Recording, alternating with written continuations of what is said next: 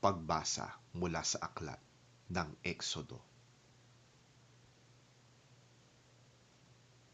Samantala, habang nagpapastol si Moises ng kawan ng biyenan niyang si Jethro na pari sa Midian, itinawid niya ang kawan sa gawing kanluran ng disyerto at nakarating siya sa Sinai, ang bundok ng Diyos. Doon, ang anghel ni Yahweh ay nagpakita sa kanya na parang apoy na nagmumula sa gitna ng isang mababang punong kahoy. Kitang-kita ni Moises na nagliliyab ang puno, ngunit hindi nasusunog. Kaya't nasabi niya sa kanyang sarili, nakakapagtaka naman ito. Titingnan ko ngang mabuti kung bakit hindi yun natutupok, gayong nagliliyab. Nang lalapit na si Moises, tinawag siya ni Yahweh buhat sa nagliliyab na punong kahoy. Moises, Moises. Ano po yun? Sagot niya.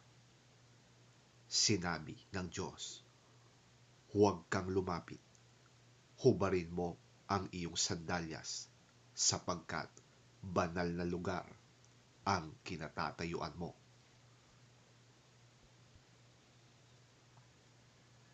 Ako ang Diyos na sinamba ng iyong mga ninuno, ang Diyos ni Abraham, ni Isaac, at ni Jacob. Tinakpan ni Moises ang kanyang mukha sapagkat natatakot siyang tumingin sa Diyos. Sinabi sa kanya ni Yahweh, nakita kong labis na pinahihirapan ng mga Ehipsyo ang aking bayan. Alam ko ang hirap na kanilang tinitiis at narinig ko ang kanilang pagdaing. Kaya't bumaba ako upang sila'y iligtas, ilabas na Ehipto at ihatid sa lupaing mainam, malawak, mayaman at sagana sa lahat ng bagay.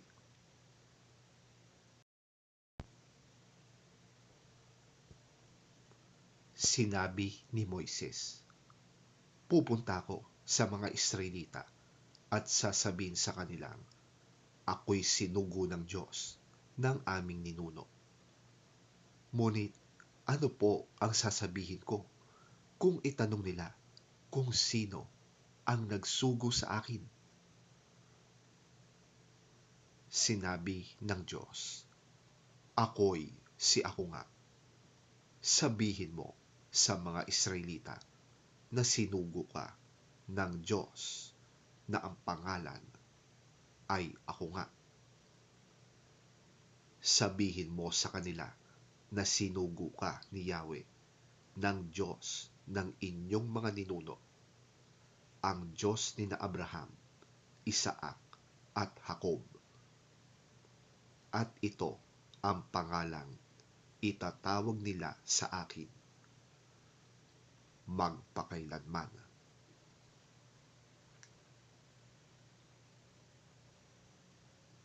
Ang salita ng Diyos. Salamat sa Diyos. Pagbasa mula sa unang sulat ni Apostol San Pablo sa mga taga-Korinto. Mga kapatid, nais kong malaman ninyo ang nangyari sa ating mga ninuno noong panahon ni Moises. Silang lahat ay naliliman ng ulap sa kanilang paglalakbay at sa pagtawid sa dagat na pula. Sa gayon, nabautismo ang silang lahat sa ulap at sa dagat bilang mga tagasunod ni Moises. Kumain silang lahat ng iisang pagkaing espiritual at uminom din ng iisang inuming espiritual. sapagkat uminom sila sa batong espiritual na sumusubaybay sa kanila, at ang batong yon ay si Kristo. Gayunman, hindi kinalugdan ng Diyos ang marami sa kanila, kaya't sila'y isa-isang namatay sa ilang. Ang lahat ng mga nangyaring yon ay babala sa atin upang huwag tayong maghangad ng masasamang bagay gaya ng ginawa nila.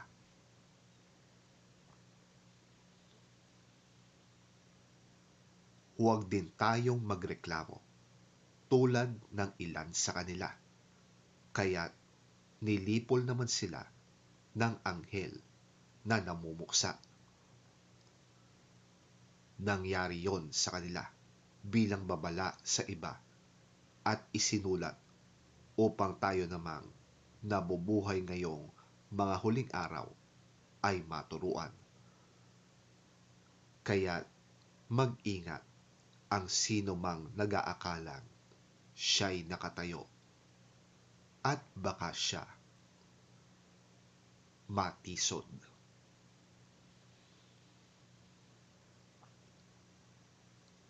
Ang salita ng Diyos. Salamat sa Diyos.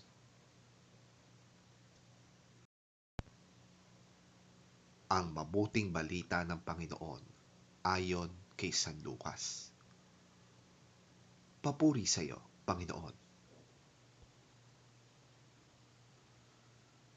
Dumating noon ang ilang tao at ibinalita kay Jesus na ipinapatay ni Pilato ang ilang mga taga-Galilea habang ang mga ito'y naghahandog sa Diyos.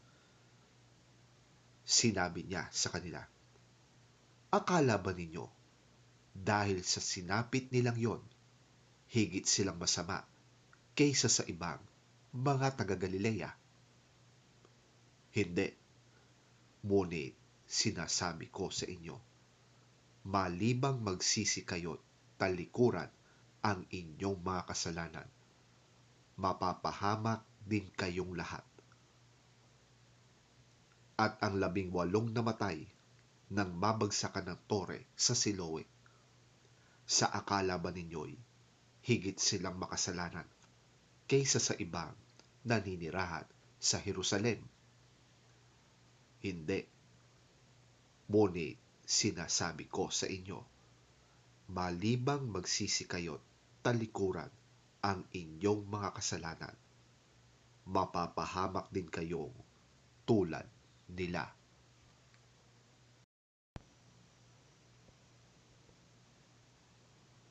Sinabi pa sa kanila ni Jesus ang talinhagang ito.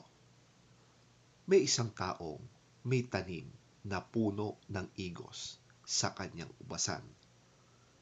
Minsan, tiningnan niya kung may bunga ang puno, ngunit wala siyang nakita.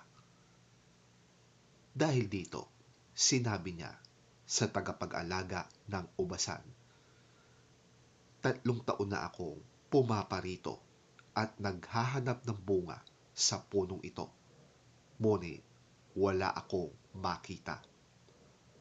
Putulin mo na, nakakasikip lang yan. Ngunit sumagot ang tagapag-alaga, huwag po muna nating putulin ngayon. Huhukayan ko po ang palibot at lalagyan ng pataba.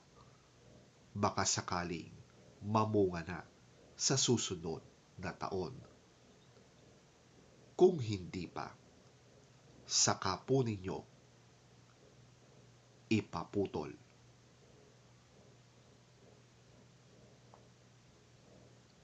Ang mabuting balita ng ating Panginoon. Pinupuri ka namin, Panginoong Hesukristo.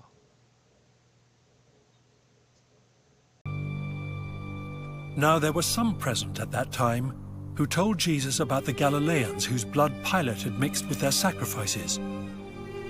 Jesus answered, Do you think that these Galileans were worse sinners than all the other Galileans because they suffered this way? I tell you, no. But unless you repent, you too will all perish. Or those 18 who died when the tower in Siloam fell on them. Do you think they were more guilty than all the others living in Jerusalem? I tell you, no. But unless you repent, you too will all perish. Then he told this parable. A man had a fig tree growing in his vineyard, and he went to look for fruit on it, but did not find any. So he said to the man who took care of the vineyard, "For 3 years now, I've been coming to look for fruit on this fig tree and haven't found any. Cut it down. Why should it use up the soil?" "Sir," the man replied, "leave it alone for 1 more year, and I'll dig around it and fertilize it. If it bears fruit next year, fine. If not, then cut it down."